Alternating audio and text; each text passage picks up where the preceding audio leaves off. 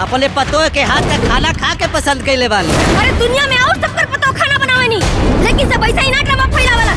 नमस्ते प्रणाम, आप सब देख रहल बानी भोजपुरी ट्रेलर चटोरी बहू के रिव्यू, जो कि आज सुबह ही V4U भोजपुरी यूट्यूब चैनल पर रिलीज़ भइल बा।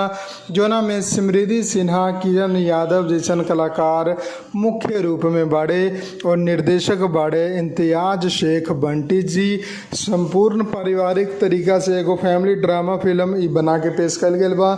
जोना में दिखावल गइल बा कि जौन पुतोह बाड़ी ओकरा खाना बनावे के बहुत ही ज़्यादा शौक़ रहेला, नया नया एक्सपेरिमेंट करेली उ खाना बनावे में, और अपन सास से ही इजाज़त मांगेली कि हम यूट्यूब पर अपन खाना बनावे के वीडियो डाली, जोना से अपना पैसा भी आई।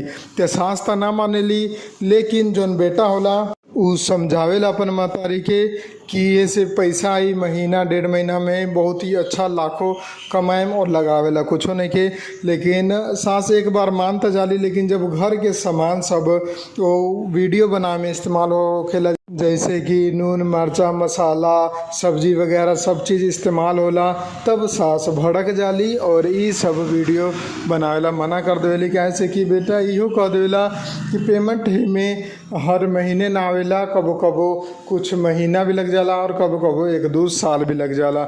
ओकरा बाद ई सब रोक दिया जाला। लेकिन तभी गांव में आवेला कंपटीशन चटोरी बहू नाम से, कि सास पुतोह के जोड़ी ई कंपटीशन में भाग ले सकेली, और जौन जीती ओकरा मिली 1 लाख रुपया और एगो 4 चक्का कार।